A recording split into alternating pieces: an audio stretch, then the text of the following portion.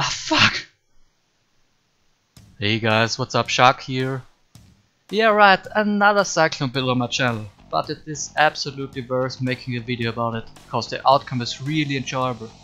As you've already seen in the intro, I died at level 84 to Ele Reflect in 2k AD. It was one of my hardest rips cause the build felt so fucking great in the current stage, and then boom. It took me a few days to recover from it. I was really disappointed to myself. I'll definitely rebuild it, but not in Abyss League. But let's go. Before I start with the introduction of my build and blade, I would like to mention that I play PoE only in hardcore leagues. So usually there happens no min-maxing according gear and therefore much room for improvements. But let's start.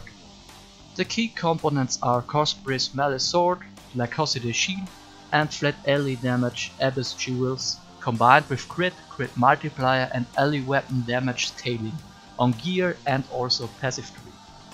I mean, the build also works with non-Abyss jewels with a bunch of crit multi on it, but according PoB, Abyss jewels with flat Ele are slightly better. The main damage setup consists of Cyclone, Added Cold, Ele damage, Hypothermia, increased crit, and increased AoE. Swap increased AoE for conk effect on harder bosses. Then we have Ancestral Protector linked with Ele damage, Hypothermia, and Ele focus. Then Shield Charge, faster attacks 45, then cast when damage taken, Immortal Core, Blood Rage, and Enduring Cry. In Cospri's I've linked Frostbite with Frostbomb and increased AoE. It says every time I crit with Cyclone, cause it's stacked as a melee skill, there is a 60% chance rocking socketed cooled spells. So basically you get a 100% uptime of Frostbite and Frostbomb while cycloning around. And that's huge, boys, you get so much penetration going. For auras I run Herald of Ice and Arctic Armor. You probably can do other variants well. I died before I could test something else. But I think it's the best setup. Herald of Ice's explosions are awesome for AoE clear, and Arctic Armor is just insane. I'm not sure if everyone is aware of how strong Arctic Armor actually is, but okay. As you can see, I decided to not go MOM. It's not worth the investment in my opinion, and I ended up way tankier with current routing. For leveling I used Frostblades and swapped to Cyclone at 28. I highly recommend using 2 Praxis rings and 1 mana leech node, and all your mana problems should be fixed.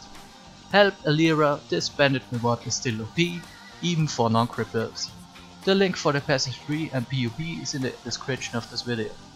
My Ascendancy class of choice for this build is for sure Ascendant. Sub-Ascendants are Assassin and Raider. The Ascendant version is much more tankier than pure Raider. As Raider you don't have access to the life wheel, so I recommend going Raider softcore only. We start gear section with the most important stuff for our build, the jewels. Get as much flat cold damage for attacks as possible and flat life rolls. For your gear you primarily need to look for affixes such as elemental resistances and life on oil star. I recommend using open rings for max deeps. For big boy deeps you should try getting as much crit multiplier and Ele damage with attacks on your gear. Especially this league I would recommend using the 6-link rare chest rolled with Essence of Aura over a belly. It's like lightning core without a resistance penalty. Physical mitigation is king for Abyss League and their mobs. Mandatory uniques are Cospris and Lycosidae. That's it, boys. If you liked the video and want to see more, subscribe to the channel, I really appreciate that. Enjoy!